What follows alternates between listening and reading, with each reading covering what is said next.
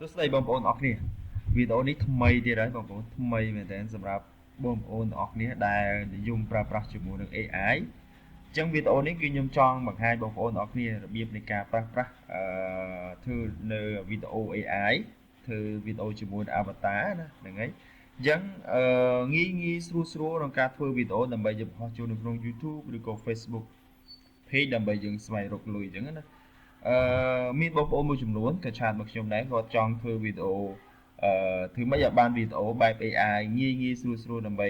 គាត់ធ្វើបង្ហោះទាក់ទង review ឡានឬក៏ review ម៉ូតូឬក៏ផលិតផលអីផ្សេងអញ្ចឹងណាអូខេដោយគាត់មិនចង់បង្ហាញមុខអញ្ចឹងវីដេអូនេះ website នេះគឺជួយសម្រួលបងប្អូនអរគ្នាគឺយើងប្រើប្រាស់ជាមួយនឹង avatar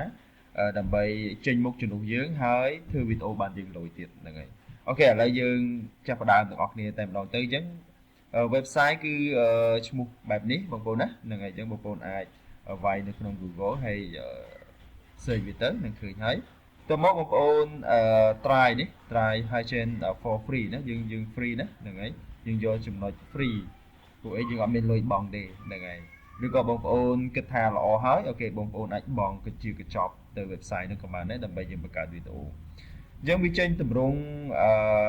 បែបនេះហ្នឹងហើយគឺមាន template ណា home នោះគឺបង្ហាញនៅ template ជាច្រើនសម្រាប់ឲ្យបងប្អូនធ្វើការជ្រើសរើសចង់បង្កើតនៅវីដេអូប្រភេទណាក៏បានដែរអាស្រ័យទៅលើបងប្អូនទាំងអស់គ្នាតាក់ទងទៅនឹងការពិព័រណ៍នេះអីមួយតាក់ទងនឹងការព័ត៌មានឬក៏dental clinic អីតាក់ទងនឹងពេទ្យអីចឹងទៅឬក៏តាក់ទងនឹងបច្ចេកវិទ្យាអីឬក៏តាក់ទងនឹងផលិតផលអីចឹងទៅណាអាស្រ័យទៅលើបងប្អូនហើយវាមានទំហំតាមប្រភេទទំហំដែលបងប្អូនចង់បានវាមាន landscape វាមាន portrait ហ្នឹងហើយ vertical គេអាចថា vertical ហើយនឹង horizontal ហ្នឹងហើយអញ្ចឹងបងប្អូនអាចប្រើប្រាស់ឬក៏ជាតម្រូវការណាមួយអាស្រ័យទៅលើបងប្អូនទាំងអស់គ្នាបន្ទាប់មកបងប្អូនខ្ញុំសូមលឿនតែម្ដងទៅយើងដូចជាមិនបាច់វែងឆ្ងាយច្រើនទេគឺបងប្អូនអាចស្គាល់បានច្រើនហើយយើងចូលកន្លែង template បន្តទៀតអញ្ចឹងកន្លែង template នេះគឺជាប្រភេទ template ទាំងអស់ដែលបងប្អូនអាចជ្រើសរើសបានឃើញវាមានច្រើនប្រភេទច្រើនទម្រង់ច្រើន category ដែលបងប្អូនអាចជ្រើសរើសបានវាមាន social media business card វាមាន health and medical ហ្នឹងហើយមាន festival មានអីផ្សេងច្រើនមែនតើអាស្រ័យទៅលើបងប្អូនដែលចង់បានចំណុចទី3គឺតាក់ទងទៅនឹង avatar ហើយដូចខ្ញុំបញ្ជាក់យ៉ាងលម្អិតខ្លាំងគឺបងប្អូនស្វែងយល់បន្ថែមណាស្វែងយល់បន្ថែមគឺខ្ញុំគ្រាន់តែត្រុសត្រាយសម្រាប់បង្ហាញបងប្អូនទាំងគ្នាត្រុសណាអត់បានលម្អិតទេខ្ញុំនឹងធ្វើវីដេអូបង្កើតវីដេអូលម្អិតថាតើយើងធ្វើម៉េចទៅអាចចេញវីដេអូបានបងប្អូនណាហ្នឹងហើយបងប្អូនទាំងគ្នាកន្លែងតាក់ទងនឹង avatar នេះជាកន្លែងមួយសម្រាប់ឲ្យយើងជ្រើសរើសនៅប្រភេទមនុស្សណាប្រភេទមនុស្សដើម្បីឲ្យអាននៅអត្ថបទរបស់យើងដោយរបូតអញ្ចឹងឲ្យអានអត្ថបទរបស់យើងឬក៏និយាយតាមយើងណា avatar នេះកន្លែងនេះអញ្ចឹងវាមានតម្រងច្រើនទៀតប៉ុន្តែគាត់ថានេះគឺជាសិតតែយើងសិតតែបងលុយ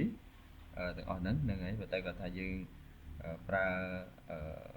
អ្វីដែល free ក៏បានដែរបងប្អូនណាហ្នឹងហើយចំណុចទី4គឺតាក់ទងទៅនឹងវីដេអូបងប្អូនទាំងគ្នាតាក់ទងទៅនឹងវីដេអូនេះគឺទាមទារឲ្យយើង sign in ណាទើបអាច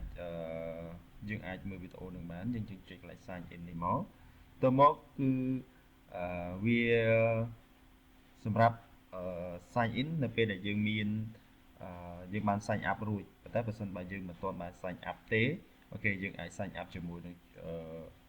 Google Gmail ក៏បានឬក៏យើង sign up ជាមួយនឹង Facebook ក៏បានដែរណាប៉ុន្តែខ្ញុំ sign up ជាមួយនឹង Gmail តែម្ដងទៅយើងចូលលេខ sign up ទៅហ្នឹង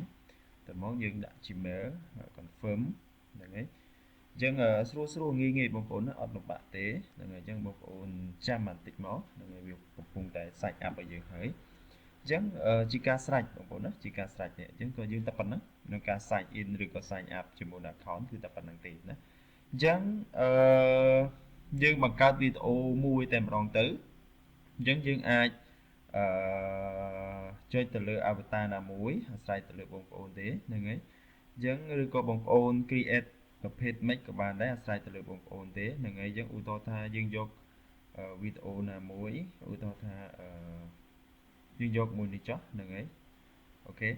យើងយកវីដេអូមួយហ្នឹងតមកយើងcreate កន្លែងតាក់ទងនឹង create video នេះគឺសម្រាប់វាបង្ហាញឲ្យយើងពីជំរឿនទី1 landscape ទី2 portrait តើយើងចង់បាន landscape ឬក៏ portrait ណាអញ្ចឹងបើសិនបើបងប្អូនចង់បានប្រភេទ video ជា landscape អូខេចុចកន្លែង landscape នេះមកអូខេអញ្ចឹងវានឹងរត់ចូលទៅក្នុងផ្ទាំងមួយទៀតដើម្បីឲ្យយើងធ្វើការ create នៅ video ណាហ្នឹងហើយអញ្ចឹងអូខេអញ្ចឹងដោយសារតែនេះវាជាប់ដោយ watermark យើងអាចយើង remove យើង remove អត់បានទេដោយសារតែវាទាមទារនៅការបង់លុយណាហ្នឹងហើយប៉ុន្តែអត់អីទេហ្នឹងហើយអញ្ចឹងយើងអាចសេរីវីដេអូមកកន្លែងនេះមកហ្នឹងហើយតើមកយើងដាក់screen set background ដាក់ពណ៌ទ្រូចេកមកក៏បានដែរដើម្បីយើង screen ចេញហ្នឹងហើយអញ្ចឹងវាអាចនិយាយតាមយើងឧទាហរណ៍តែខ្ញុំយកអត្ថបទមួយ Google អ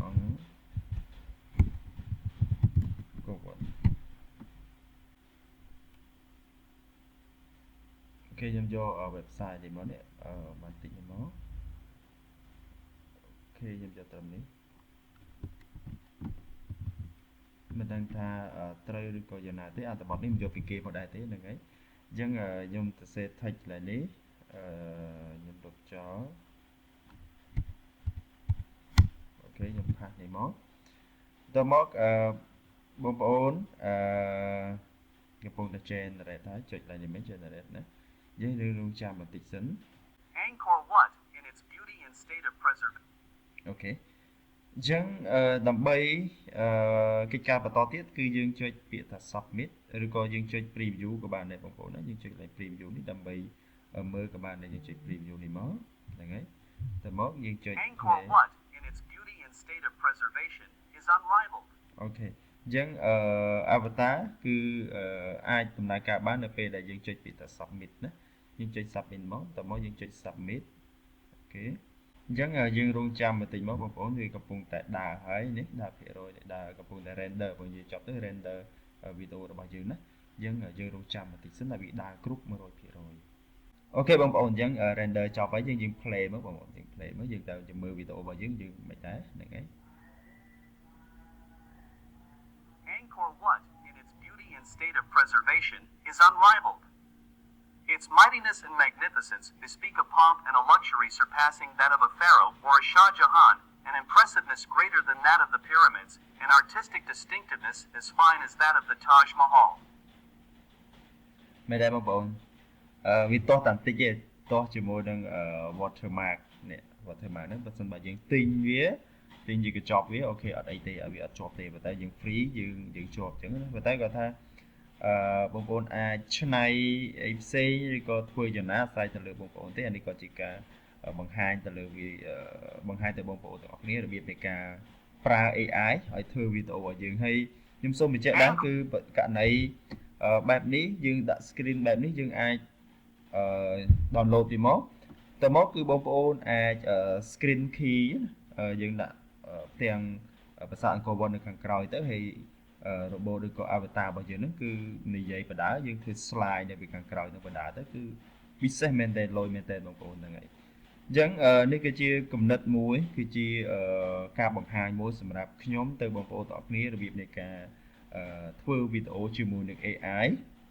ជាមួយនឹង website Hygiene នេះទោះបីជាវាជាប់ជាមួយនឹង watermark បន្តិចមែនតែគាត់ធ្វើល្អដែរល្អប្រើដែរយើងសម្រាប់បងប្អូនទាំងអស់គ្នាហ្នឹងហើយដែលខ្ជិលចេញមុខខ្ជិលបង្កើត content អីដែលពិបាកបងប្អូនអាចប្រើជាមួយនឹង website នេះដើម្បីធ្វើវីដេអូឲ្យយើងដើម្បីយើងបង្ហោះចូលក្នុង YouTube ឬក៏ Facebook page ឬក៏ Facebook account ដើម្បីយើងរកលុយជាមួយអរគុណបងប្អូនទាំងអស់គ្នាខ្ញុំមានប៉ុណ្ណឹងសម្រាប់បង្ហាញបងប្អូនទាំងអស់គ្នារបៀបនៃការបង្កើតវីដេអូបែប AI ឲ្យ AI បង្កើតវីដេអូឲ្យយើងដើម្បីយើងរកលុយជាមួយ YouTube ឬក៏ Facebook អរគុណគោរពលាជួបគ្នានៅវីដេអូក្រោយ